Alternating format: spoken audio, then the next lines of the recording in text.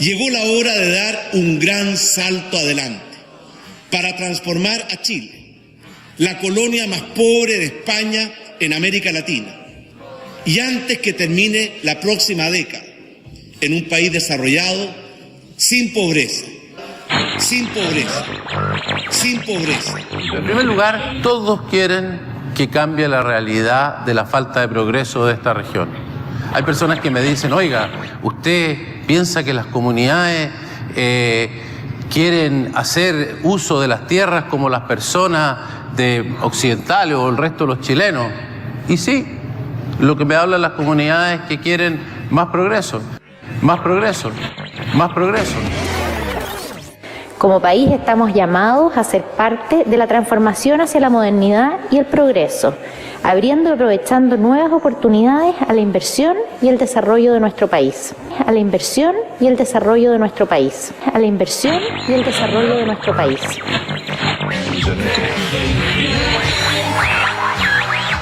Próximamente por Radio Trapananda. Humanizando la señal.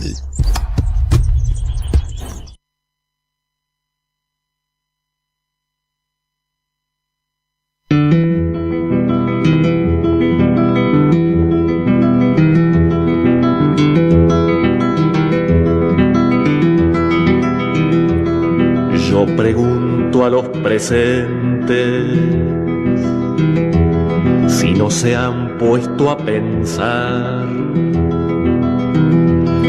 que esta tierra es de nosotros y no del que tenga más.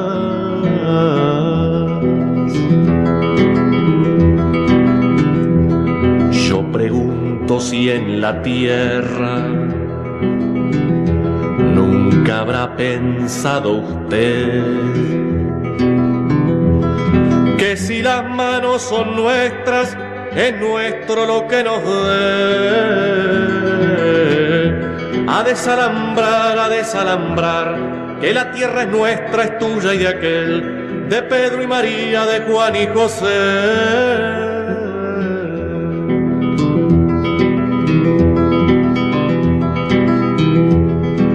Molesto con mi canto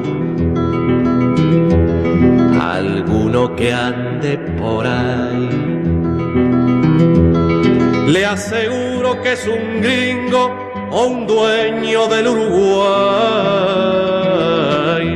A desalambrar, que la tierra es nuestra, es tuya y de aquel, de Pedro y María, de Juan y José.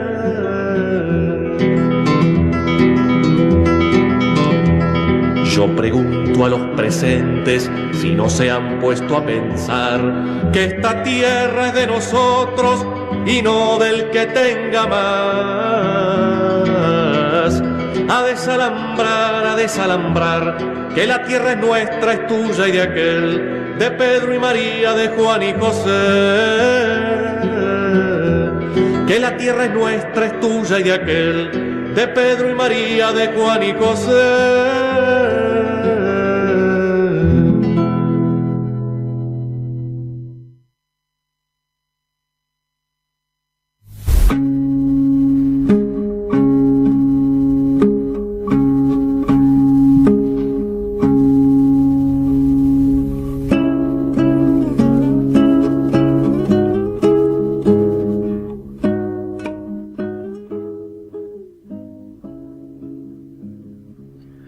Muy buenos días, buenas tardes, buenas noches. Depende mucho del horario en el que usted, querida amiga, amigo, esté sintonizando, viendo este video.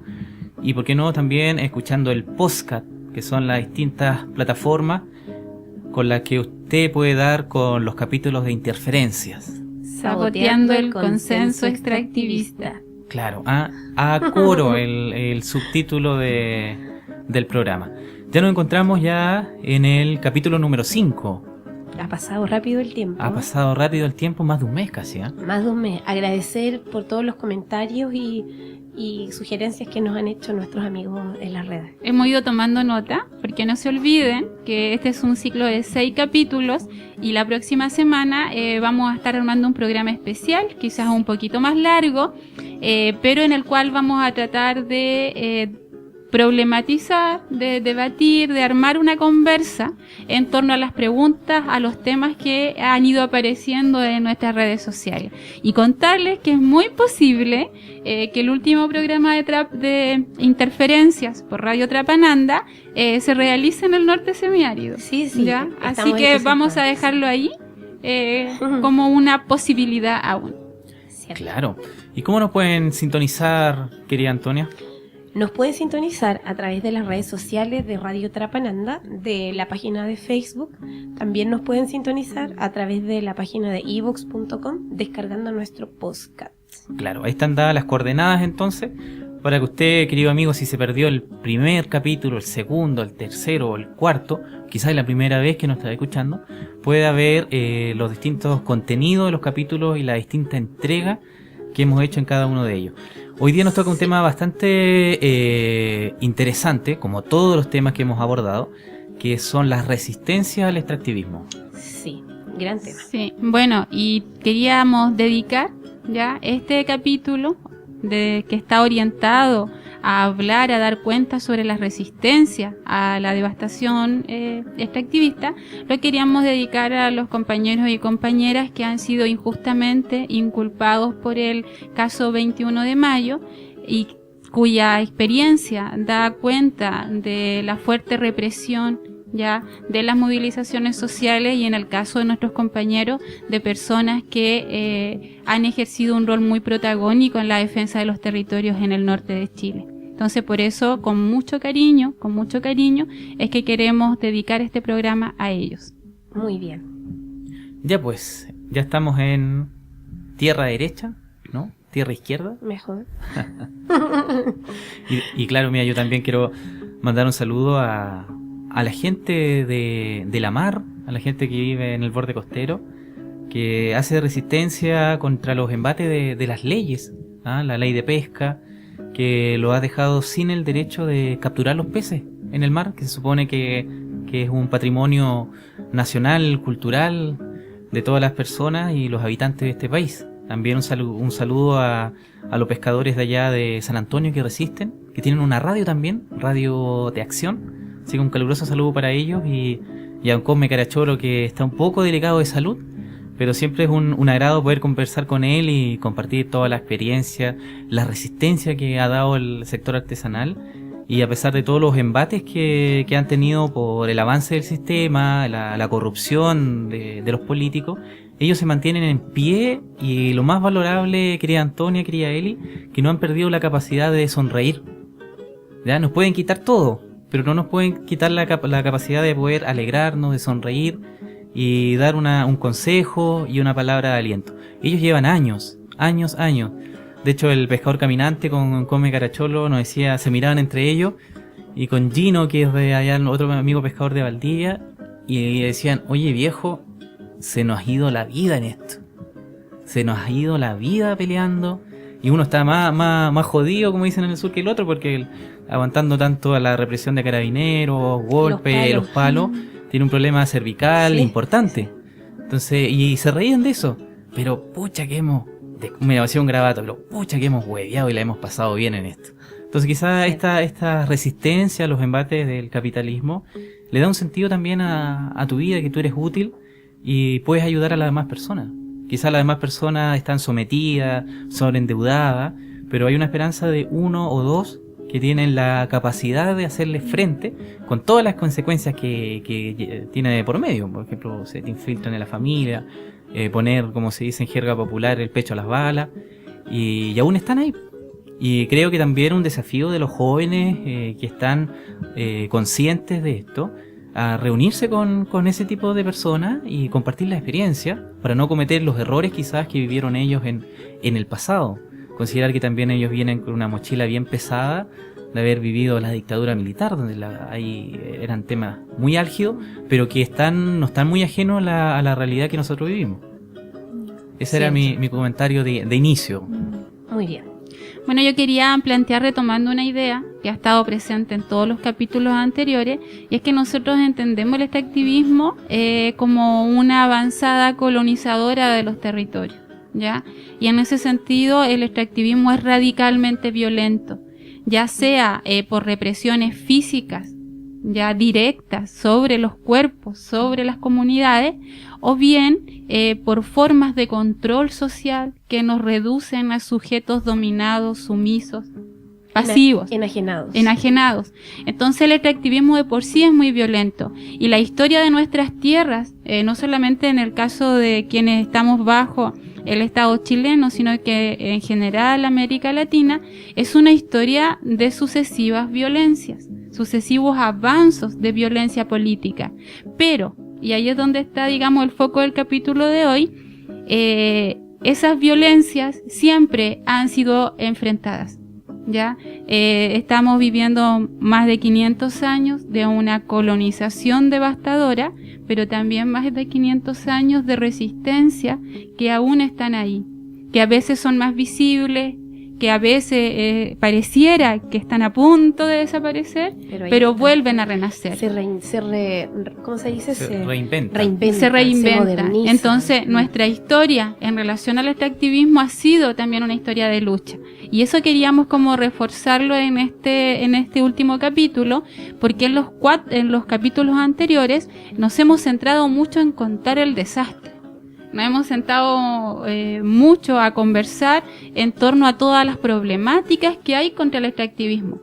Pero también hay que resaltar que hay muchísimas comunidades, muchísimos colectivos que están en lucha y que no tienen esta visión pasiva, adormecida, resignada, ¿ya? Y eso es lo que queríamos como hoy día focalizar. Yo creo que una primera idea es plantear que en el caso chileno, nosotros estamos viviendo, serán unos 10 años atrás, también la emergencia de una nueva configuración de movilizaciones sociales muy intensa, ¿ya? Ahora, esto no es un hecho novedoso, ¿ya? Sino que este es un ciclo que se está articulando a ciclos históricos anteriores de rebeldía, de resistencia política. Y en ese sentido, pareciera ser que hoy en día las luchas de nuestro pueblo están muy asociadas o se cruzan de diferentes maneras con lo que es la defensa territorial, ¿ya? Los movimientos feministas, los movimientos del mundo del trabajo, los movimientos de los temas asociados con la buena salud, los movimientos asociados con la buena alimentación, los movimientos estudiantiles. O sea, hay una serie de movimientos que convergen en comenzar a mirar como un potencial foco de articulación la defensa de los territorios. Y creo que eso genera un escenario particular que debiésemos tratar como de potenciar. Por eso la importancia de hablar de la resistencia, ¿ya? En relación a la resistencia, nosotros podemos decir que hay un nuevo campo de conflictividad política, hay un nuevo escenario político, pero las resistencias se están dando principalmente a nivel de los territorios locales y con incipientes procesos de articulación. ¿Qué es lo que ha impedido esos procesos de articulación? Primero, todo lo que fueron las estrategias de terrorismo de Estado, que si bien no nacen con la dictadura, porque este país se ha construido en base al terror estatal, sí van a tener un foco de mucha violencia política ahí. Entonces, ha costado mucho que nuestros pueblos se comiencen a rearmar, a rearticular, y ese ha sido un proceso lento. Yo pertenezco a la generación ya que nació después de la dictadura. Yo soy la generación del miedo. Ya, yo soy la generación que estoy tratando de encontrar a mis pares y no sé dónde están. Entonces cuando veo a la gente joven, ya, o cuando veo a los más viejos, entonces como que uno se da cuenta de lo que significó para nosotros habernos criado en contexto de dictadura. Pero ahora hay una generación nueva, ya hay gente muy joven que no vivió ese contexto y que ha perdido el miedo. Entonces es como súper potente, como decía también recién, de poder aprovechar esta instancia política para articular esa fuerza, así como con todo el vigor y la energía de la juventud, con toda la experiencia y los saberes de las luchas de nuestros territorios anteriores. Yo creo que eso es como algo muy, muy importante. Cierto.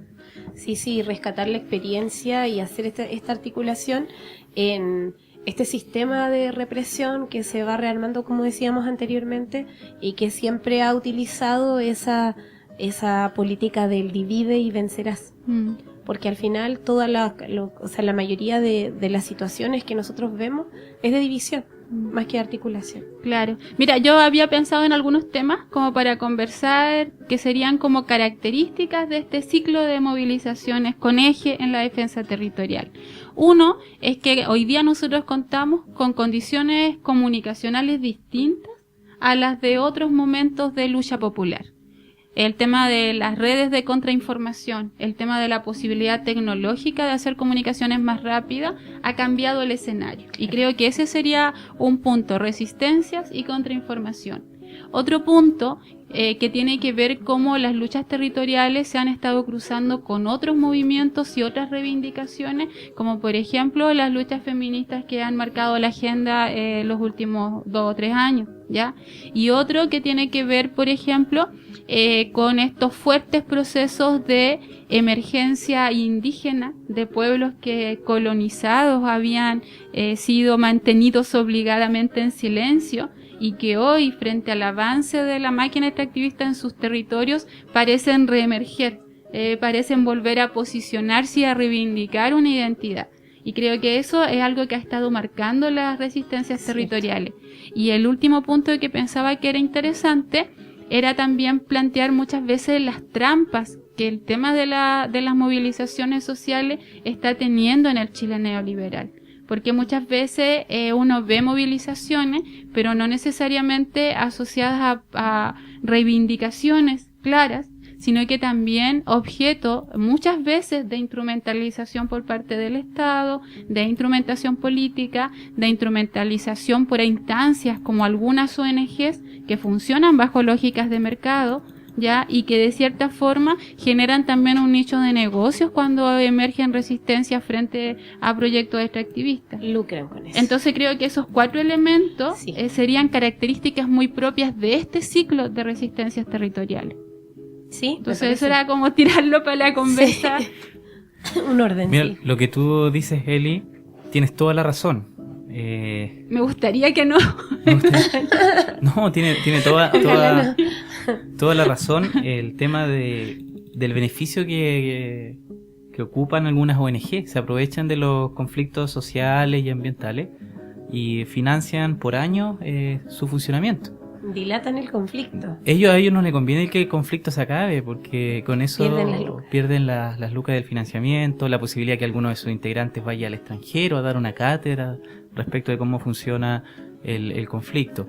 Mira, yo les voy a decir las ONGs que funcionaron en Patagonia y que vivieron durante 10 años el conflicto de Hidroaicén, ¿ya? Una de ellas, Greenpeace, que fue una vez a las confluencias del Báquer, el río Báquer con el Nef, se sacó una foto y nunca más los vimos por allá. Ecosistema, Juan Pablo Orrego, que ahora está invitado a la COP25, que vive en el Cajón del Maipo. También, pero hay hoy un análisis bastante fino y curioso, que son ONGs que la mayoría de entre ellos, los líderes de la ONG se conocen, pero cuando hay una actuando sobre un conflicto determinado, la otra no ingresa. Entonces, ¿qué es lo que pasa? Él vive en el Cajón del Maipo, pero a su vez la coordinadora que está trabajando o que hizo el proceso de resistencia contra la central Alto Maipo no era curiosamente el lugar de Juan Pablo Orrego, siendo que él vivía ahí mismo y era un afectado directo, porque había otra coordinadora que ya había tomado el tema y otra ONG que había tomado el tema. Entonces son bastante cuidadosos. Entonces dicen, mira, tú estás en el tema de Patagonia sin represa, quédate perfecto. Quédate con las lucas de Patagonia sin represa, yo voy para otro conflicto. ¿Quién más? A ver, ¿quién más se me va? Olca no llegó, ¿ya? Pero sí, ecosistema. Y el tema era bien delicado, Eli, porque yo lo viví ahí con la agrupación Defensores del Espíritu de la Patagonia. Ellos arrendaban una oficina frente a la plaza en la comuna de Cochrane, donde justamente tenían contrainformación. Cochrane es un pueblito muy chiquitito y el único supermercado más grande se llama Melero, ir a hacerle la publicidad, pero toda la gente de campo va a comprar ahí. Y gente que bajaba una vez al mes, cada 3 meses, y podía tener acceso a información de cómo iba de avanzado el proyecto Hidroicén, pasando justamente por la oficina de los defensores. Un poco más hacia arriba estaba la oficina de Hidroicén, que era una oficina de 2 pisos, que fue un edificio que ellos construyeron, con una maqueta del proyecto, y como decías tú en programas anteriores, era una casa abierta. Entonces la gente podía llegar, se llevaba la información, y además le decían, oye, pero hay fondos concursables, ¿quieres tener un emprendimiento? Ya, anótate. Entonces la gente al final empezó a tener como cariño, porque le estaban entregando la información y a su vez le podían... Eso que aquí hablamos del gestionar mercados de empatía. De empatía. Versus la realidad de la agrupación que no tenía financiamiento, hacían la asamblea, y venía gente campesina, en su mayoría, y ellos muchas veces dejaban de comprar un cuarto de hierba para tomar mate, y dejaban esas lucas para pagar el arriendo de la oficina. Y acá Greenpeace, en una calle que se llama Argomedo, en Providencia, un edificio pomposo, ni hablar de Ecosistema, que también en Providencia arrendaba casi un castillo. Entonces nosotros decíamos, chuta, las lucas internacionales que son necesarias para los procesos de contrainformación quedaban acá en Santiago. Y en el epicentro que le daba de comer a estas ONG, el mismo gaucho dejaba muchas veces de comprar los víveres, como dicen ellos, para poder pagar la luz, pagar el agua y el arriendo del local. ¿Por qué? Con la única convicción que ellos no querían la instalación de las centrales hidroeléctricas.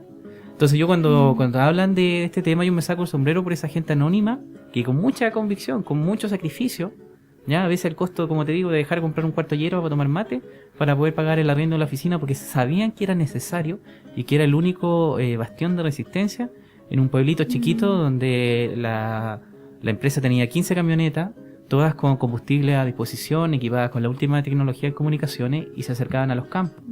Versus la realidad de la agrupación, que logró conseguir una camioneta reflaccionada y con 20.000 pesos que de repente se lograban conseguir por ahí, se podía ir, se sabía que por radio, que Hidroicén había ido a tal sector a hacer campaña, y después venía la agrupación a hacer la contrainformación. Bueno, yo creo que ese es un elemento importante que tiene que ver con el quinto punto que yo mencionaba como característica de este ciclo de movilización de defensa territorial, que tiene que ver con que, primero, hay una radicalidad muy fuerte en el sentido de la diferencia de acceso a recursos, de capacidades de gestión que tienen los actores que están en la situación de conflicto. Y no solamente estamos hablando de la empresa invasora, colonizadora y de las personas que están siendo potenciales víctimas, sino que estamos hablando de una red de intermediarios que trata de gestionar el conflicto.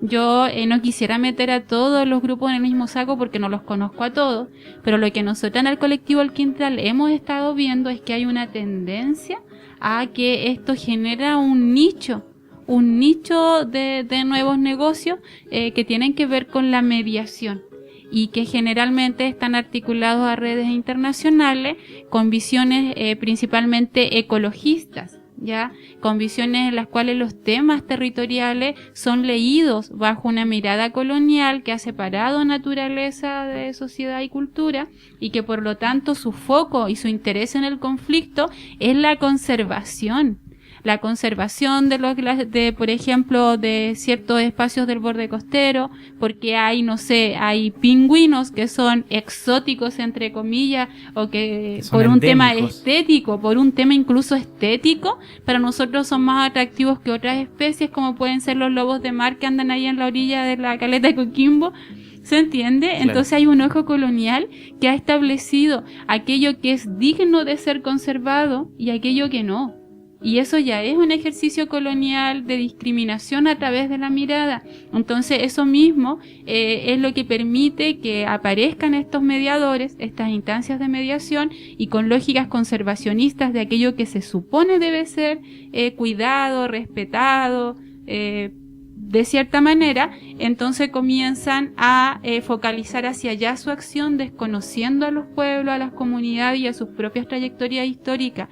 Entonces terminan inmovilizando a la gente, ¿ya? Y terminan reproduciendo lógicas de mucho desequilibrio de poder, y donde el conocimiento experto que estos espacios manejan se transforma en una barrera para que las personas puedan ejercer la digna defensa de sus propios Desde sistemas su de territorio, vida. claro. Entonces, nosotras nos ha tocado ver ese tipo de situaciones, nos ha tocado ver cómo las comunidades incluso llegan a ser estigmatizadas, infantilizadas, ¿ya? En relación a la intervención de quienes tienen el saber legítimo para definir qué es lo que se debe preservar y cómo se debe preservar. Entonces, no solamente las comunidades están expuestas a la colonización que viene desde el mega emprendimiento minero, forestal, lo que sea, sino que también están expuestas a esta otra colonización que está dada por la relación que establecen con estos mediadores. Y creo que eso lo ha marcado, ¿ya? Pero también hay otras características de este periodo de movilización que tiene que ver con que sí han emergido comunidades en espacios de resistencia que han logrado autogestionarse sus luchas, ¿ya? Y para eso han tenido que reivindicar formas de organización, legados históricos de larga data. Entonces también eso yo creo que es algo que debe reconocerse, porque pareciera ser que frente a la situación de conflicto, no sé por qué, nosotros así como humanos nos volvemos más creativos. Entonces, como que frente al conflicto, frente a la tensión, frente a todo eso, la gente es capaz de generar ideas, es capaz de generar contenidos en colectivo, que no se dan cuando no está la situación del conflicto. Entonces nosotras, al menos del colectivo El Quintal, hacemos una lectura muy favorable al conflicto. Nosotros creemos que en el contexto que estamos ahora, lo que debiésemos hacer es potenciar el conflicto. Cuando la gente rompe la cotidianidad, cuando la gente rompe la paz neoliberal, cuando la gente está 2 o 3 días en un corte de ruta, o cuando la gente deja de trabajar un día y se toma un espacio físico y tiene que hacer el almuerzo en común, en una olla común. En esos espacios es donde se construye el colectivo con potencial de rebeldía. En esos espacios no es que exista un manual para la defensa del territorio, sino que eso se genera cuando yo logro romper la cotidianidad, cuando yo logro desbordar los canales tradicionales que están como dirigiendo mi participación en este orden social. Y eso lo hemos visto mucho. Tú mencionabas el tema de esta cabalgata que hizo la gente desde el sur, que son momentos en los que se construye un sujeto colectivo.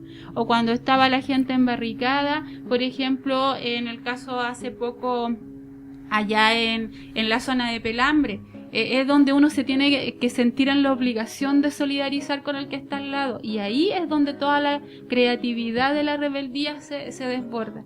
Entonces por eso tenemos una lectura muy positiva de la generación de conflicto, ¿ya? Pero también reconocemos, y para cerrar el punto, que cuando ese conflicto estalla, aparecen los mediadores muy interesados en encauzarlo y se aprovechan del desgaste de la gente. Claro. Eso es lo otro también, el desgaste de la gente.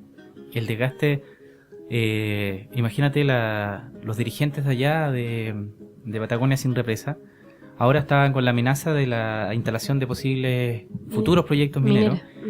Y hemos tratado de convocar a los que estuvieron durante 10 años y ya están cansados. Sí. No quieren otra batalla.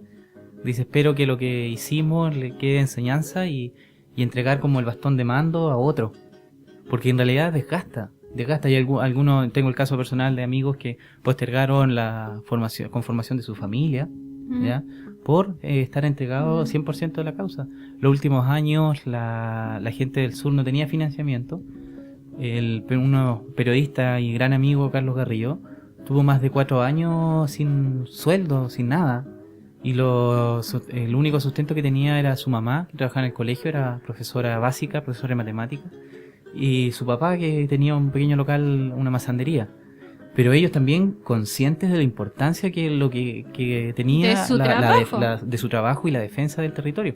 El Carlos viajó a Italia, estuvo en reuniones con el directorio de Enel, dando a conocer que él venía de Cochrane y que el proyecto era nefasto para las comunidades, que la línea de base del proyecto había sido mal hecha, que no habían considerado las familias que vivían en las cuencas de los ríos y que habían cometido irregularidades desde el punto de vista ambiental. Denunció las redes políticas también que hay detrás. porque cuando el proyecto ya tiene muchas irregularidades, empieza una mochila, un cargo político que va pasando de gobierno en gobierno. Y hay algunos que están, por ejemplo, el sector empresarial, el caso de los gobiernos de derecha, tratan de blanquear el proyecto. Como dijimos en un par de capítulos atrás, tan siniestro como achicar un parque nacional para que sirva de franja de servidumbre para el tendido eléctrico. Entonces ya también, cuando el proyecto ya está mal diseñado, ocupan las redes de corrupción con la política y los partidos políticos y senadores y diputados para buscar la salida y que el proyecto se ejecute de la forma más rápida. Bueno, yo creo que Chile está atravesado por múltiples conflictos territoriales, en todas las regiones encontramos, pero lo que nosotros hemos visto mucho en los viajes que hemos realizado en este recorrer algunos lugares es que siempre estamos encontrando esta gente que no solamente pone el cuerpo, porque eso es como lo que uno siempre dice, hay que ponerle el cuerpo al capitalismo, hay que enfrentarlo, sino que también a veces pone su tiempo, que a veces es muy valioso también, pone todas sus inteligencias heredadas así de generación en generación, que a veces se condensan en una persona ahí, que en una experiencia vital, pone todas sus energías. Entonces nosotros no somos un pueblo que en función de todas estas amenazas que tenemos nos podamos considerar un pueblo derrotado, ¿ya? Somos un pueblo que ha vivido procesos largos de adormecimiento, pero no de derrota. Y eso creo que es como súper importante. Yo creo que más o menos quedó como clara esa idea, que era enfatizar que una característica de este ciclo de movilización y resistencia es que aparecen nuevos personajes, que aparecen nuevos actores, como son estos mediadores, llámense consultoras, llámense ONG, fundaciones, que generan un verdadero mercado en torno a la resistencia y los conflictos. Esa es una característica. Otra característica que yo mencionaba de este ciclo de movilización es la que tiene que ver con que contamos con nuevas herramientas para generar contrainformación. Y me estaba acordando de la canción de Bigliete del desalambrar, ¿ya? Que es muy material, pues el desalambrar, de ir a cortar el cerco del que está ocupando la tierra injustamente. Claro. Pero nosotros en el colectivo El Quintral y con la gente de Quilpro Subalterno tomamos esa metáfora para hablar de los cercos comunicacionales. Entonces para nosotros esa canción es súper simbólica porque es la invitación también a romper los cercos de las redes, de los medios hegemónicos, ¿ya? Y eso no es algo que nosotros hayamos inventado, sino que nosotros eso lo heredamos de lo que hemos visto en otras experiencias. Por ejemplo, para nosotros en términos de cómo se gestiona hoy en día la contrainformación como parte de la defensa territorial, fue conocer la experiencia del conflicto de Freirina. Ya, para que la gente se ubique un poquito en el Valle del Huasco, en las tierras también semiáridas del Huasco, hay un pequeño poblado que se llama Freirina, que fue invadido por una empresa AgroSuper que trató de instalar ahí un criadero de chancho, una chanchería, y la comunidad se levantó. Y se levantó la comunidad, y no estoy hablando de los jóvenes, sino que estoy hablando de las señoras, de las familias, de los viejitos del pueblo que no aceptaron eso. Entonces se levantaron así como en una rebeldía muy fuerte y ellos lograron sacar eso de ahí. Y en su experiencia fue fundamental el tema de las comunicaciones. Ellos usaron mucho antes que nosotras el concepto de guerrilla comunicacional. Nosotros se lo escuchamos a los dirigentes de Freirina hablar de guerrilla comunicacional y de ahí nosotras lo tomamos, de ese aprendizaje.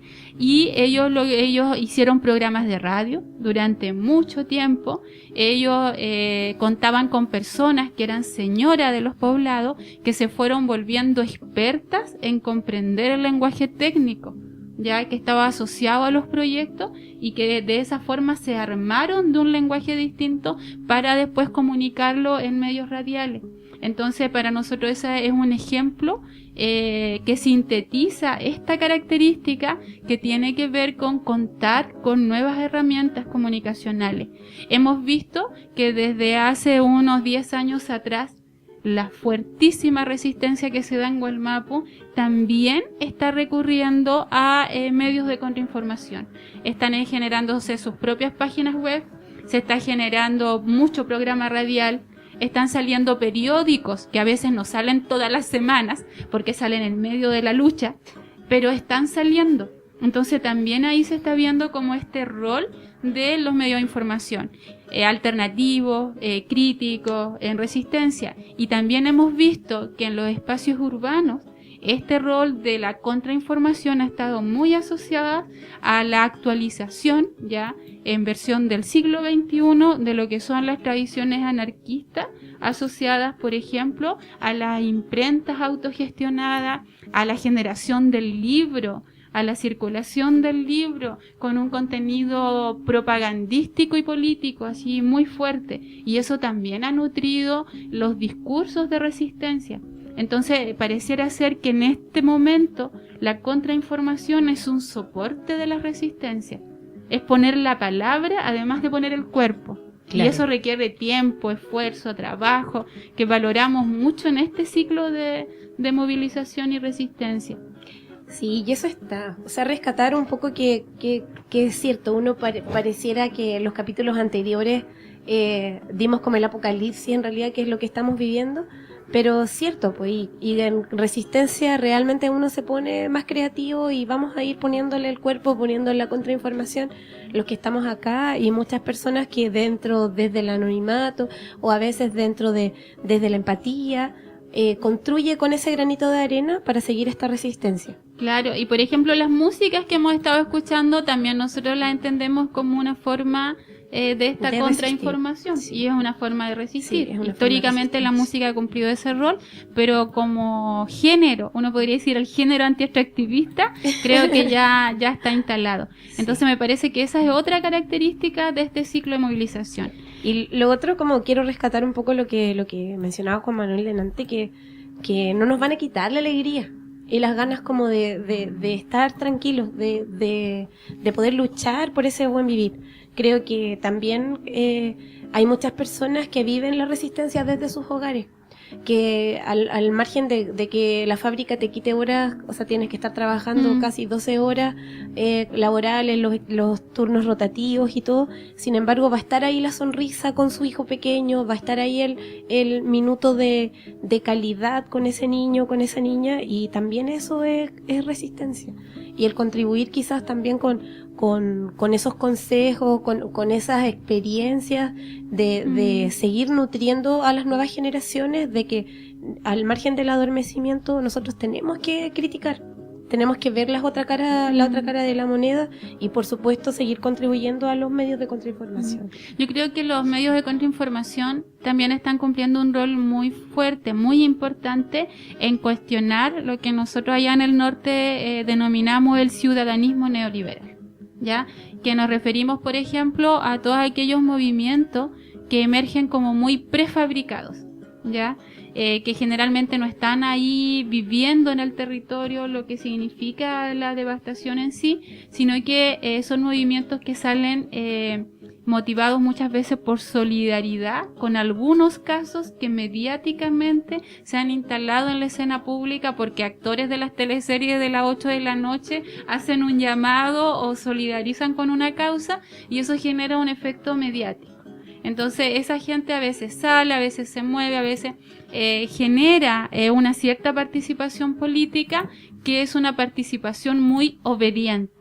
A eso le llamamos ciudadanismo neoliberal, aquel que se está moviendo para buscar ajustes del modelo, para buscar cómo nos podemos acomodar. O sea, no quiere que le instale una termoeléctrica acá porque hay pingüinos, y los pingüinos, no sé, Walt Disney sacó una película de pingüinos y mis cabros chicos tienen peluches de pingüinos y nosotros no podemos destruir a esos pingüinitos que son tan hermosos. Entonces pongamos la termoeléctrica, hay que sacarla, ya, pero nadie se pregunta dónde se va a poner. Entonces pongámosla acá, pongámosla más al norte, pongámosla más al sur. Pero eso ya no es visible, ese ya no es tema, porque en esos otros lugares no habían pingüinitos. Claro. Entonces se genera ese tipo de movilizaciones sociales.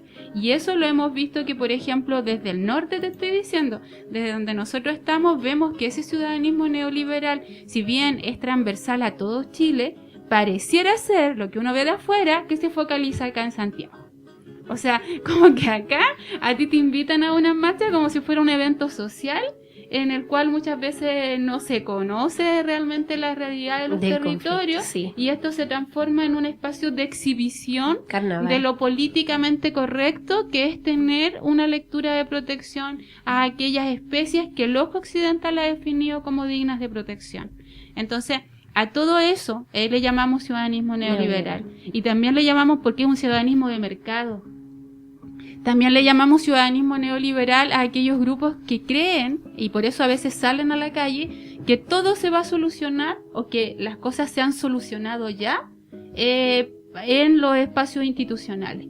Como si los proyectos que en Chile se hubieran parado fue porque racionalmente se discutió en el Congreso o en el gobierno y se llegó a la decisión de que esto no es viable, que esto no es posible, que esto es dañino. Y eso no ha sido así. Porque incluso las veces que ha sido por decisión gubernamental o por decisión del Congreso que un megaproyecto no entre en funcionamiento, ha sido porque hay una presión social enorme, y frente a esa amenaza de desborde social es que estas instancias institucionales terminan a veces moviendo el proyecto, guardándolo en carpeta unos añitos más. Pero no ha sido por la decisión de ellos, sino que ha sido por la presión social. Entonces, también a las personas que confían y que delegan la responsabilidad de la toma de decisiones sobre los territorios a esos espacios institucionales y se movilizan solamente por eso, también le llamamos estas formas de ciudadanismo neoliberal. Interesante el tema de conversación, como todos los demás, pero ya llevamos casi 47 minutos. Nos alargamos mucho. No, pero que el tema de resistencia... Y todavía no hablamos de los casos. Claro, casos puntuales, pero la resistencia, claro, resistencia de clase, de los sectores más desposeídos. Y como tú decías, Eli, y antes de irnos al corte musical, el 2011 nosotros, la gente de que venía del sur, por temas de estudios, que vivía acá en Santiago, nos encontramos con la realidad que acá todos decían Patagonia sin represa, defiendan el huemul, el pajarito. Y nosotros decíamos, pero ahí hay una cultura asociada. Y hay gente. Hay gente, además viven personas ahí. Y gente que no está considerada dentro del estudio de impacto ambiental. Entonces, y de hecho mate esos pajaritos y lo usa en la comida porque tradicionalmente se ha hecho así. Claro, entonces ¿qué es lo que pasa? Nosotros empezamos a ser parte de estos círculos de conversación, los autoconvocados en la FECH, la Federación de Estudiantes de la Universidad de Chile, y donde estaban todos estos personajes que en la Patagonia, incluso hay un término que ocupa Juan Pablo Rego, que es una gema de la biosfera. Y dice que son los lugares más prístinos del mundo. Claro, pero también hay una cultura asociada al gaucho chileno, que no se sabe muy bien qué es de dónde viene el gaucho, si viene de Argentina, de Paraguay, una mixtura.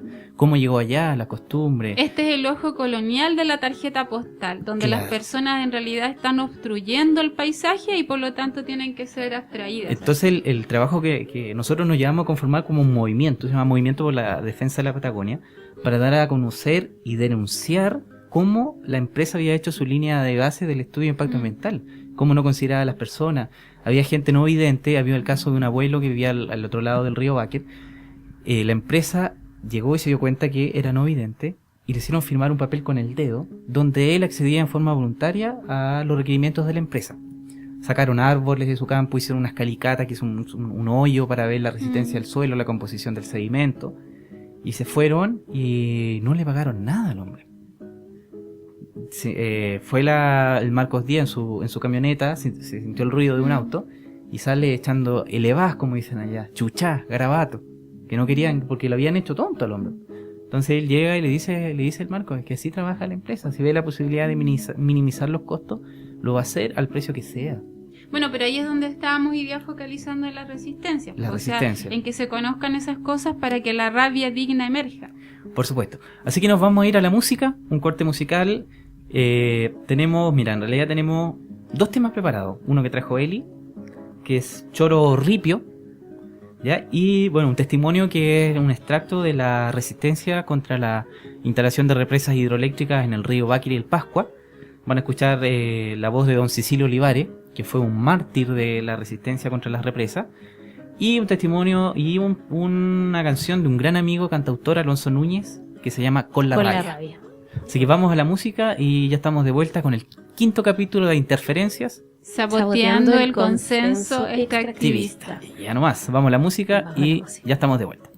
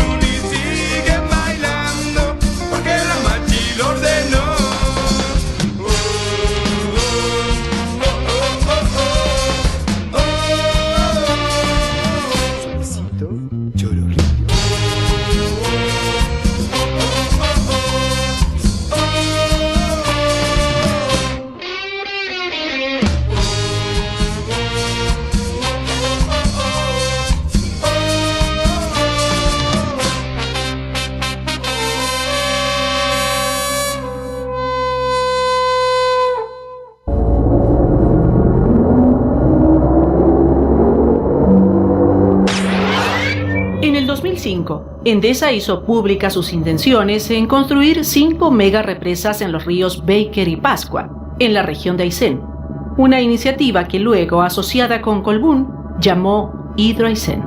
Este enemigo llegó lentamente, cruzó alambradas y huellas de tierra, con un mensaje de prosperidad asociada al progreso. En la etapa de estudio y factibilidad del proyecto quedó en evidencia el uso de malas prácticas y faltas graves a la ética por parte de la empresa. En el 2007, los ayseninos, cansados de mentiras y de ingresos a sus predios sin autorización, se manifestaron y realizaron una ardua cabalgata durante 9 jornadas hasta la capital regional, Coyhai, esperando ser atendidos y escuchados por la intendenta de ese entonces, Viviana Betancourt. Sin lugar a dudas, era el inicio de una larga oposición, la cual tuvo como resultado más de 5.000 observaciones ciudadanas al nefasto proyecto. El 9 de mayo del 2011, las calles se transformaron en ríos de gente, donde todas las voces se unieron en un Patagonia sin represas. Pero el gobierno hizo oídos sordos a las demandas ciudadanas y el año en curso presentó el proyecto que agiliza las concesiones eléctricas, un traje a la medida para el proyecto Hidro Aysén. A más de 8 años de resistencia, testimonio de una lucha, es el fiel reflejo de lo que sienten los habitantes en la región de Aysén. A mí, las represas en el Báquer no va a ser ningún beneficio para nuestra región. Ninguno, ni para ningún patagón de nuestra región. Que se olviden mis amigos patagones, que si las represas se hacen en el Báquer y en el Pascua, esto va a cambiar y va a cambiar bruscamente. Este es un aporte de Radio Canelo y el Movimiento por la Defensa de la Patagonia para la campaña radial Aysén sin represas y Chile sin tendidos.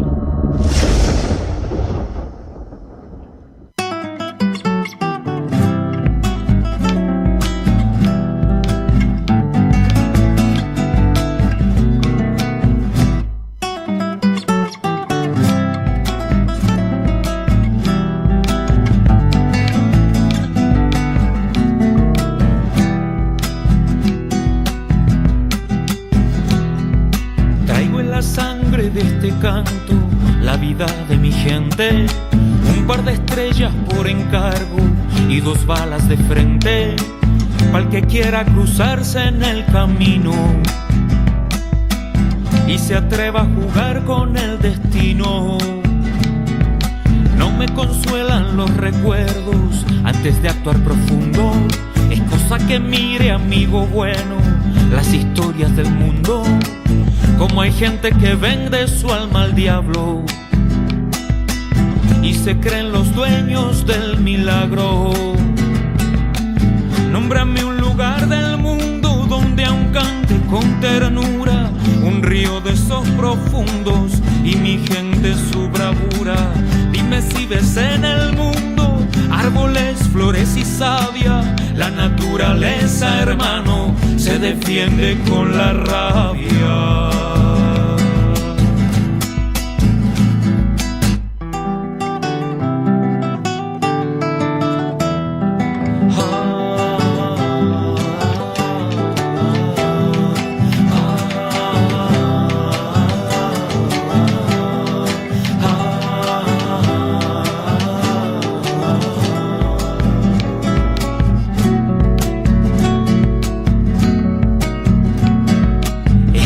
Canto viene arando desde la Patagonia.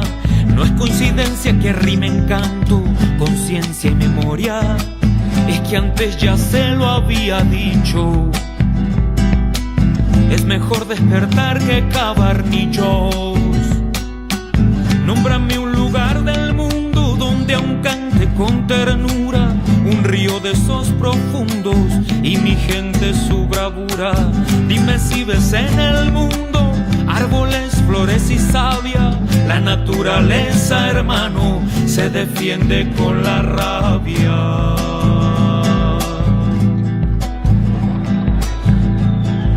Pero si esto no es escuchado, tengan conciencia en que nosotros no vamos a perder la bandera, el caballo y si es necesario el fusil.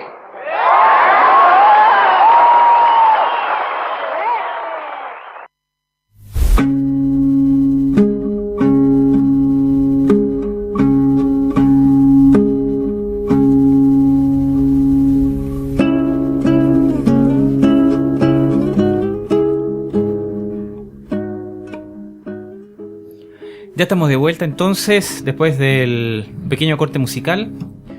El mensaje que nos decía nuestro amigo cantautor aysenino patagón Alonso Núñez: la naturaleza, hermano, se defiende con la rabia. ¿Qué diría usted, querida Eli? ¿Será así? ¿Será tan cierto? Sí, a mí me gustó esa frase, me gustó porque muchas veces uno dice es por amor a la tierra, es por amor acá, y en realidad cuando uno ve la amenaza encima, lo que surge es la rabia, y la rabia también moviliza, y eso a nosotras también nos permite, aparte de compartir ese sentimiento, ya, de también legitimar todas las formas de lucha. Ya nosotros legitimamos todas las formas de lucha y en ese sentido avalamos también cuando pueblos, cuando comunidades se levantan en una lógica de autodefensa y tienen que recurrir al enfrentamiento físico contra los órganos represivos del Estado. No solamente en situaciones de marchas que se dan así en ciudades, en las calles, sino que muchas veces cuando tienen que también tomar medidas mucho más radicales para poder defender sus territorios, como lo que ocurre en la zona de Gualmapu, como lo que ocurrió en Freirina, como lo que de cierta manera está emergiendo en la zona del Choapa contra Pelambre, o lo que pasó en el borde costero con el asunto de los salmones hace poco tiempo atrás, en donde la gente se levantó, ya, y se levanta con lo que tiene. Y si eso significa enfrentarse y desobedecer a las fuerzas represivas del Estado, nosotros consideramos que eso es legítimo y es una forma de autodefensa que en este momento es necesaria la autodefensa de los territorios, porque estamos pensando en si nosotros vamos a poder darle una tierra a las generaciones que vienen o no, o si nosotros vamos a poder tener una buena vejez en un territorio que está completamente contaminado, devastado, en donde estamos completamente atados a dinámicas extractivistas. Entonces esto es una guerra de vida o muerte, y la autodefensa por lo tanto es legítima y es urgente. Mira, otro ejemplo que estaba pensando cuando escuchaba al Alonso fue lo que ocurrió el año 2012, no sé si por ahí lo escuchaste, lo viste en la prensa, el movimiento social por Aysén. Ese movimiento paralizó la región casi por 2 meses y medio. ¿Ya? Fue un movimiento mancomunado de distintas demandas históricas, de salud, estaba el movimiento Patagonia sin represa, los pescadores artesanales también, por la futura aprobación en ese entonces de la actual ley de pesca. Las negociaciones fueron hostiles para que naciera ese movimiento. Ya algunos dicen que no tenía una condición política, que fue un movimiento espontáneo. Del 2007 ya se estaba tratando de tener alianzas, lo que eran los sectores de Patagonia sin represa, con el sector pescador artesanal. Fue muy difícil el diálogo por los dirigentes estaban vendidos. Entonces nunca llegaban a un acuerdo de que realmente lo que pasaba eran demandas históricas que afectaban a todos los ciudadanos, considerando el grado de aislamiento, de que no había sido postergado por muchos años, la carretera austral, y eran 10 puntos centrales. La creación de una universidad para Aysén. La mayoría de los jóvenes, me incluyo, tuvimos que salir de nuestra región, de nuestras casas, a edad de 18 años, 17, 18 años, para acercarnos a centros urbanos y poder tener acceso a la educación. Y eso ocurrió y sigue pasando. La Universidad de Aysén tiene apenas un año y medio funcionando, ¿ya? Que fue el fruto de la movilización en el año 2012. Era una universidad para Aysén. Lo otro era las pensiones regionalizadas, ¿ya? De acuerdo al IPC de cada región, de la región de Aysén en específico, porque una pensión básica solidaria en ese entonces que no bordeaba los 100.000 pesos, no alcanzaba, podías comprar leña, podías comprar alimentos o remedios, pero las tres cosas no te alcanzaba con la pensión básica solidaria. También era una demanda. La calefacción, que sea subsidiado, el subsidio de los combustibles. Entonces todo eso, todas esas demandas y todos los sectores políticos y sociales, ahí nace el movimiento social por Aysén. Y lo que hicieron, lo más válido, o se puede decir la contrarrespuesta al avance de Carabineros, fue cortar las carreteras. Cortaron la carretera que va camino al aeropuerto y la carretera de Puerto Chacabuco, donde se abastece el combustible. Puerto Chacabuco está la base de los combustibles, y en Puerto Aysén cortaron el puente. Ya estuvo casi 2 meses y medio aguantando todo lo que le tiraba Carabineros, ¿ya? El resultado, el saldo de esa represión fueron 5 personas que perdieron uno de sus ojos. Lo enviaban directamente desde... Imagínate lo complicado del escenario, que si a ti en una manifestación te llegaba un balín, obviamente ibas a demandar servicios de salud, de atención médica. Tú ibas al hospital y Carabineros estaba ahí esperando que lleguen los heridos y los tomaban detenidos. Entonces se armaron campamentos de la Cruz Roja para prestar primeros auxilios a las personas que estaban siendo heridas por los perdigones, que eran de acero, no eran de goma. Hay algunas fotos de un niño que tenía un perdigón de acero incrustado cerca de su oreja. Don Teófilo Haro, que fue un enigma, no fue un mártir de la lucha del movimiento social por Aysén, llegó acá a Santiago, al Hospital El Salvador, donde le practicaron una cirugía de emergencia, ¿ya? Le sacaron toda la cuenca del ojo y esperaban una prótesis que venía de Francia para instalarle un ojo de vidrio. Y así iban llegando todas las personas heridas, ¿ya? Después de este movimiento, durante la trayectoria del movimiento, usando una técnica del tiempo de dictadura, crearon una lista se supone, de dirigentes que estaban organizando esta revuelta en Aysén, y lo llamaban por los medios de comunicación que tenían que presentarse en la intendencia, y lo iban a procesar por la ley antiterrorista. 12 personas. Dentro de esas 12 personas había una dueña de casa que, si bien apoyaba las movilizaciones, ella vivía en una casa muy precaria, que tenía madera, nylon. Ella apoyaba el movimiento porque decía, si logramos nosotros por lo menos tener un poco de dignidad en el vivir de acá, yo justifico. Pero ella nunca estuvo en una toma de terreno ni nada, nunca la vieron, y estaba sin embargo siendo procesada por la ley antiterrorista. Hubo el caso de un abuelito que estaba postrado, que no podía moverse y que también estaba siendo procesado por la ley antiterrorista, y tenían que presentarse con carácter de urgencia en la intendencia, ¿ya? La intendenta de ese entonces era Pilar Cuevas, que había sido seremi en tiempo de dictadura de General Pinochet. Entonces ya tenía toda la formación y tenía la expertise de cómo se hacían esos años. Entonces, obviamente entraron a jugar los organismos de derechos humanos, y estas personas quedaron libres, porque en realidad nunca le pudieron demostrar que ellos tuvieron presencia o fueron el creador intelectual de la resistencia en Aysén, considerando que la gente salió a resistir y a cortar el corte de ruta en el puente General Ibáñez. Es que hay un momento en donde el umbral del miedo se pasa, entonces como que la gente aguanta, pero cuando ya la situación se hace insostenible, la amenaza es radical, cuando ya tú ves que no tienes cómo defenderse y empiezas a ver que el de al lado está en la misma, es ahí donde como que emerge ese lazo de solidaridad y se pierde el miedo. Entonces por eso yo voy a volver a repetir lo que dije hace un rato atrás, porque para nosotros es un mensaje que de verdad lo decimos con mucha responsabilidad. Es que consideramos que son tiempos para potenciar los conflictos, porque los conflictos generan un espacio de creatividad y de solidaridad que te saca de la zona de confort, que te saca del adormecimiento, que nos vuelve a reposicionar como agentes sociales, como personas activas, como personas comprometidas. Entonces nos ha tocado mucho escuchar relatos, hemos estado en esas situaciones, hemos visto también experiencias cercanas donde en verdad el romper la paz neoliberal a través de una intervención callejera, con la forma que sea, genera las condiciones para que esa rebeldía emerja, porque esa rebeldía está ahí todavía. Y lo otro que yo quiero... Hay que conflictuarse. Quiero valorar el esfuerzo de las mujeres en todo esto, pero ellas juegan un rol principal en todos los procesos de resistencia. Hubo un registro fotográfico de un gran amigo, Ítalo Retamal, que él viajó a la zona en el año 2012 y mostraba cómo las mujeres, y él después hizo una exposición acá en Santiago, y habían hileras de baldes, estos baldes plásticos. Estaba justo el corte de ruta, y él le llamó mucho la atención porque habían tantos baldes plásticos. Y esos baldes las mujeres los mantenían siempre con agua. Entonces cuando llegaba la bomba lacrimógena, la tomaban y la neutralizaban el efecto inmediatamente dentro del balde con agua. Y una foto yo le pregunto... Eso es creatividad, eso es saber adaptarse a situaciones de terror. Y una foto de una señora dueña de casa, ya abuela, con una carretilla llena de piedras. Y el Ítalo nos decía, ella estaba juntando, me decía, incluso le puso abajo el nombre de la foto, el arma del pueblo, que era la piedra.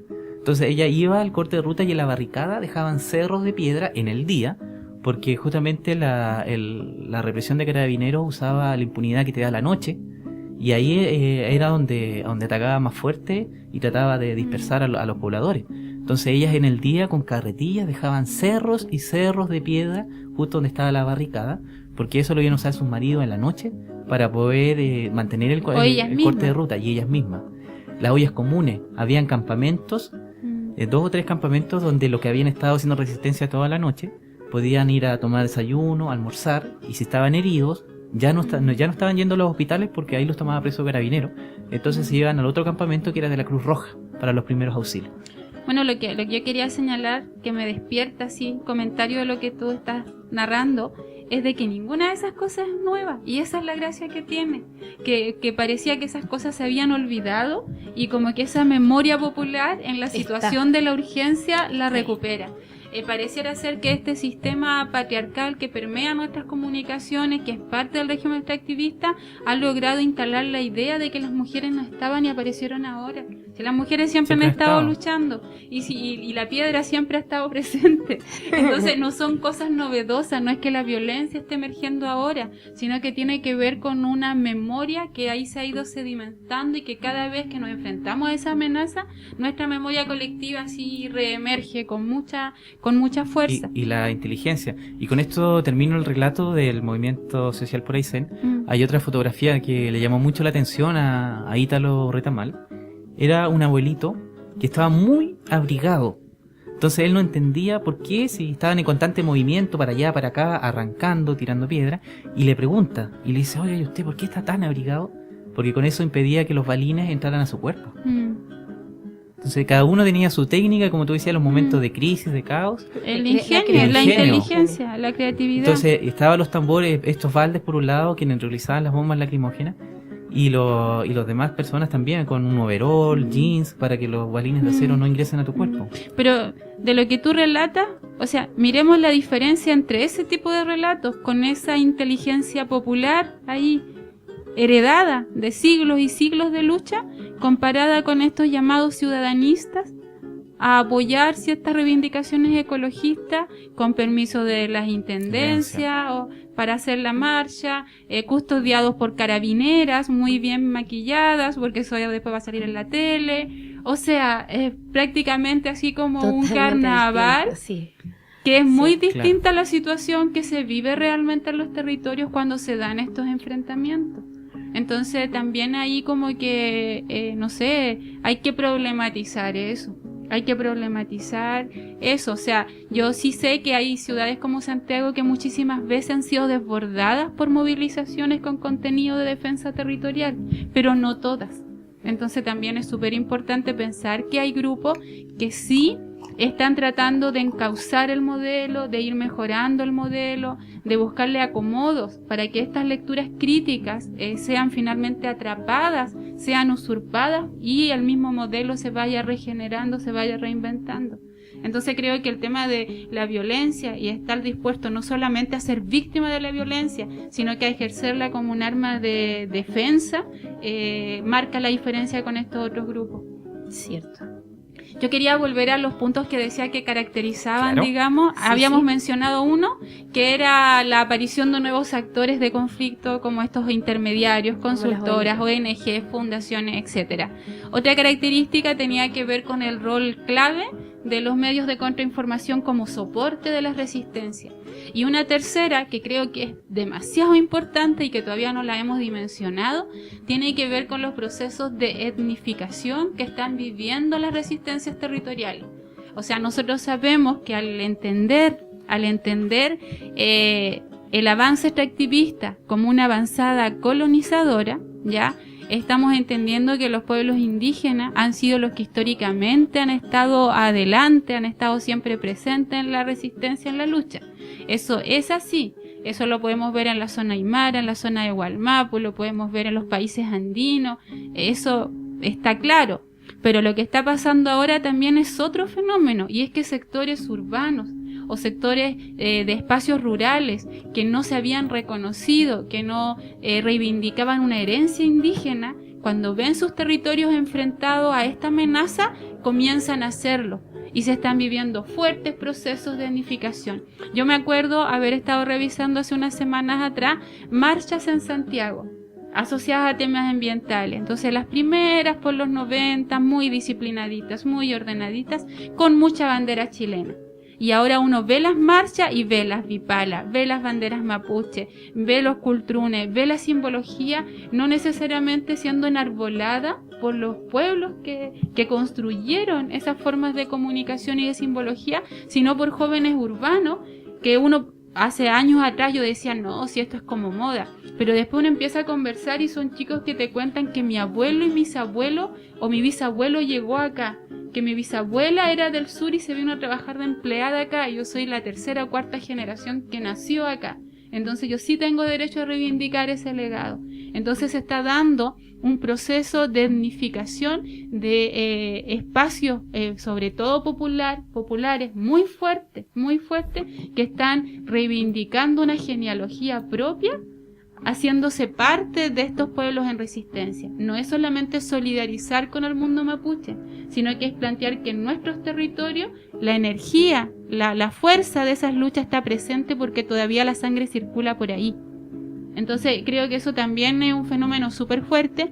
Me voy a salir un rato de Chile, pero creo que el caso emblemático que ejemplifica eso es lo que vivieron los países andinos en su ciclo de movilización, específicamente en el caso boliviano, que parte con la guerra del gas el año 2001, la guerra del agua, me equivoqué, la guerra del agua, Cochabamba, la guerra del agua el año 2001, la guerra del gas el año 2005, la guerra del gas el año 2005, que son las que generan un proceso destituyente ya muy fuerte, que logra articular una discursividad anticolonial que después va a ser fagocitada por un proceso constituyente. Cierto. Pero esa es otra historia.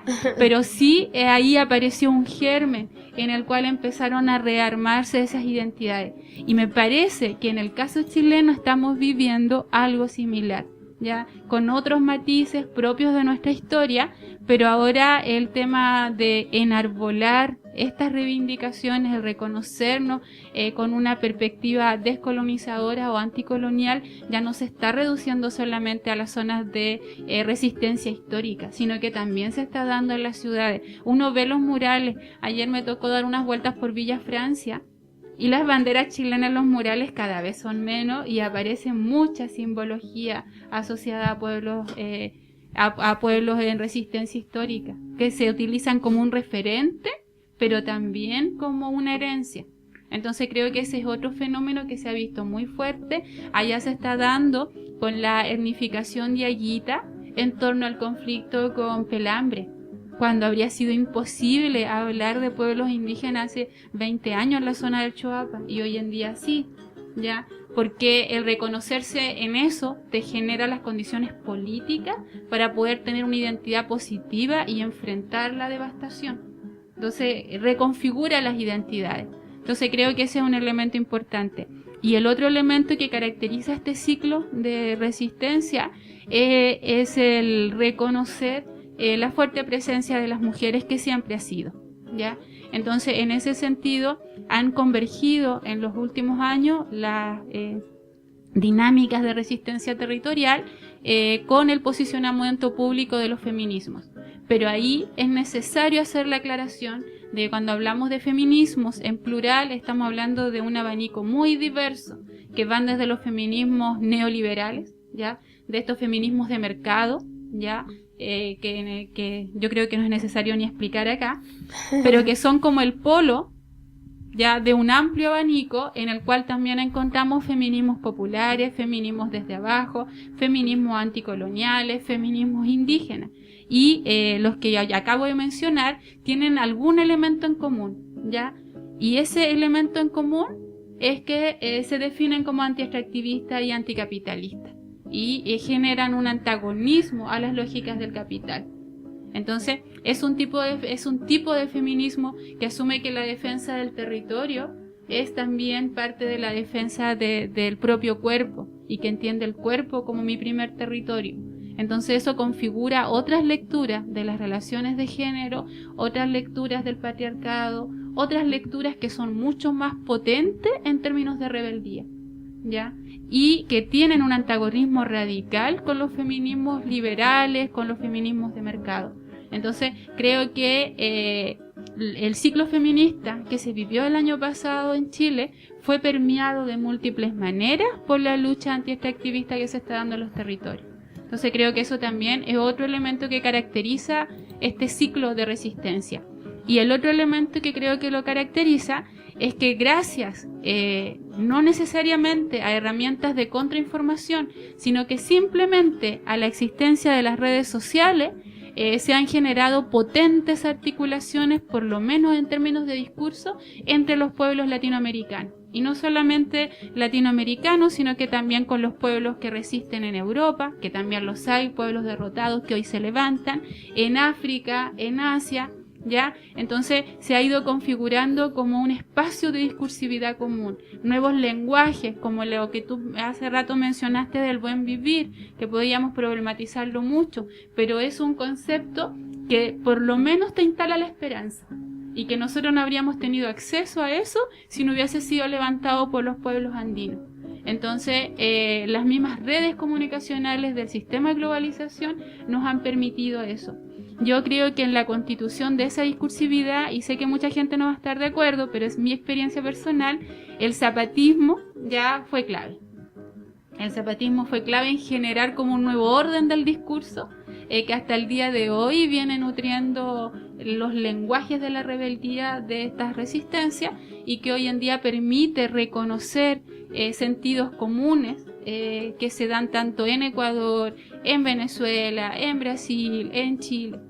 Entonces creo que esa es la otra característica, ir armando una discursividad propia, muy latinoamericana, en diálogo con otras tierras, pero potenciada por estos medios de comunicación, que además son globales. Creo que esas son 5 características así transversales. Hay muchas más, pero la intención de estos programas de radio ha sido instalar temas para el debate, y no hemos agotado ningún debate. Fue el puntapié inicial y ya vamos en el capítulo número 5. Cierto, el capítulo número 5. El capítulo número 5 de interferencias. ¿Y cómo nos puede ver, querida Antonia? ¿Cómo nos puede buscar, hacer sus comentarios? Porque siempre hemos llamado al debate, pero para que quede claro en el auditor, ¿dónde puede dejar los comentarios? Puede dejar el capítulo 6 va a estar destinado a responder. Eso, responder los comentarios, de hacerlo en otro territorio, de hacerlo desde vamos a sacar la radio del estudio. Lo vamos a sacar de acá para irnos. Va a transhumar la radio. Sí. Va a ir de invernada al norte semiárido. Nos vamos al norte semiárido. Y es uno de los objetivos de Radio Trapananda. Me parece que lo comenté en un capítulo, de ser itinerante, de estar donde ocurren las cosas, donde está la noticia. Y por supuesto un medio de contrainformación. Cierto. Nos puede sintonizar entonces, o nos puede buscar en las redes sociales, como nuestra página de Facebook en Radio Trapananda. También puede descargar los podcasts en la plataforma ebooks.com. O, si es muy difícil, en el buscador más conocido, que es Google, ¿ya? Coloque Radio Trapananda y va a salir todas las formas con las que nos puede sintonizar.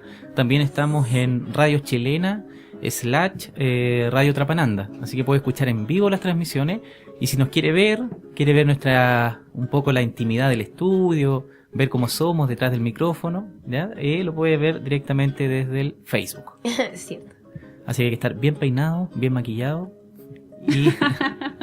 y por favor cámara sin Full HD. No importa. Vamos a resistir a los comentarios machistas. Mira, ya se nos fue volando el capítulo. Sabes que estaba muy interesante el tema de conversación, muy, muy apasionante. Hablar de la resistencia de los territorios, de la gente, de las mujeres, de los abuelos. Yo soy una persona, a pesar que me veo joven aún, ¿ya? Pero tengo mucho respeto por los adultos mayores, los abuelitos. Sí, yo creo, y soy un buen conversador con ellos, y me gusta absorber un poco de su experiencia, de preguntarle cómo era el Chile de antes. Entonces, quizás ese también es el desafío, a aprender a escuchar. Esa es mi reflexión al cierre, aprender a escuchar, ¿cierto? Sobre los distintos temas. Después uno hará la reflexión del caso, pero aprender a escucharnos. Yo creo que ahí cuando uno aprende a escucharse, nace la comunicación. Mis palabras de cierre son también un poquito a a reflexionar y a escuchar desde nuestra sangre, desde el interior.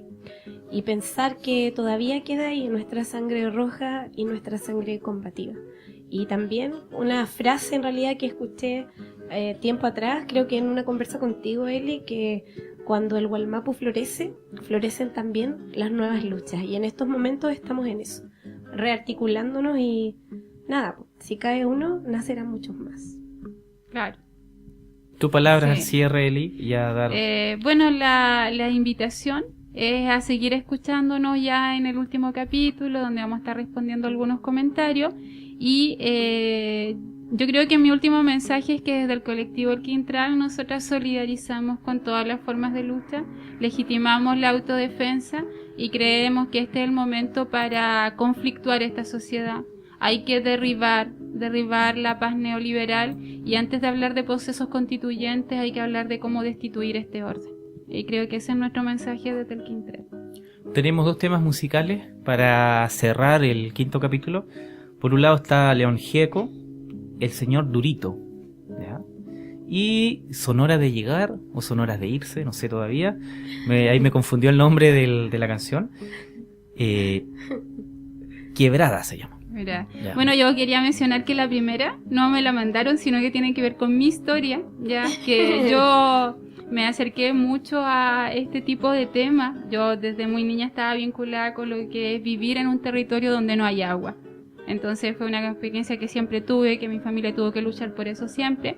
Pero digamos que mi acercamiento más teórico a todas estas cosas se dio a través de lo que fue la influencia del levantamiento zapatista, que yo era muy chica en ese rato, y esa canción de León Gieco que relata, le pone música a un encuentro que tiene el subcomandante Marco con Durito de la Lacandona, que es este intelectual hacedor de comunicados, que es el que escribía los comunicados del EZLN. Para mí fue una inspiración para después. Ahí yo aprendí como a amar las palabras, las metáforas, y esa fue una confesión personal. No se diga más, entonces vamos a la música y el capítulo número 6, un pequeño adelanto. Aparte de las reflexiones que vamos a analizar, los comentarios que haga la gente, ¿algún tema en particular? Esperamos con ansia en realidad ese capítulo número 6 desde fuera de la región metropolitana hacia el norte semiárido, y ojalá con invitados.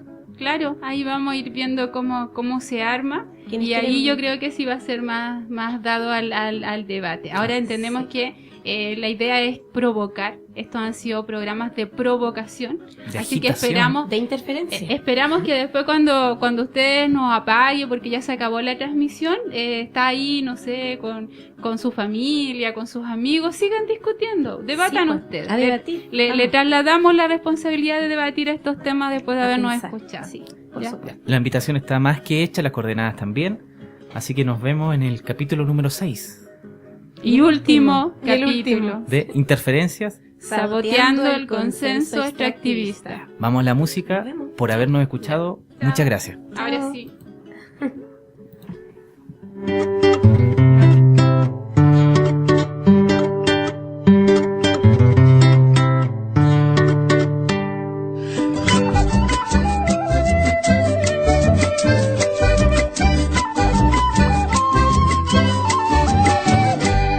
Estaba yo pensando en unas palabras para este encuentro. Estaba escribiendo un discurso para este pueblo. Me distraje viendo a la luna, allá en las nubes, allá en el cielo.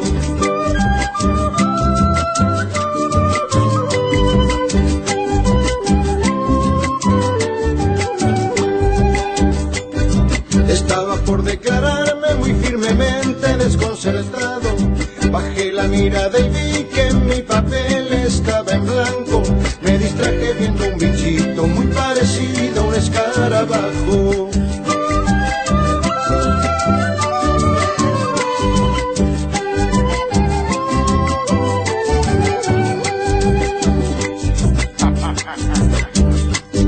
Yo soy señor Durito, no soy un bicho ni escarabajo.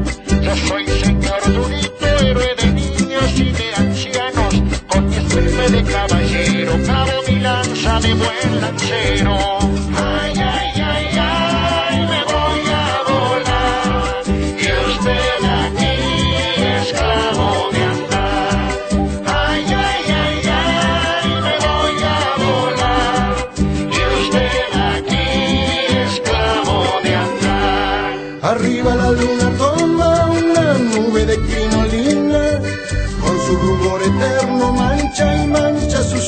orillas. Abajo hombres y mujeres soñando celebran la existencia. Yo suspirando para que la esperanza y la luna vuelvan. Ay, ay, ay, ay, me voy a volar. Y usted aquí, esclavo de andar.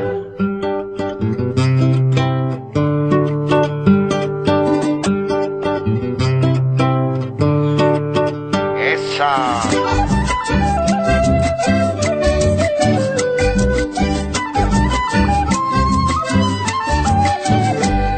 Escuche, señor Durito, unas palabras necesito para esta disertación sobre liberalismo.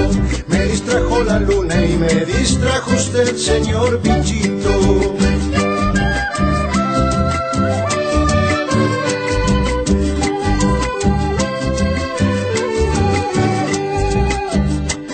Escudero analfabeto que no sabe nada de esto. Como buen plebeyo sabrá que no hay remedio en esta globalización. Todos los globos se revientan.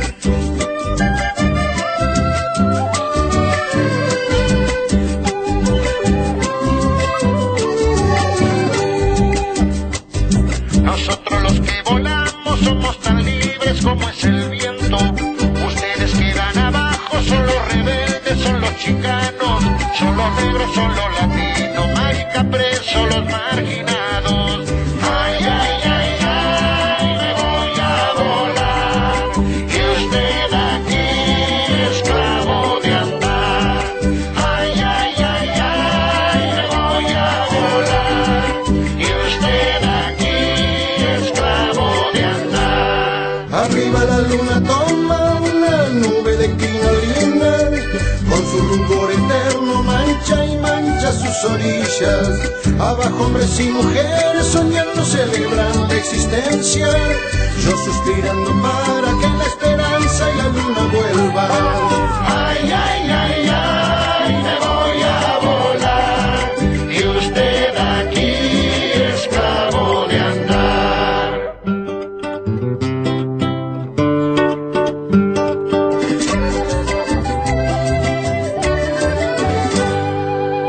Viva.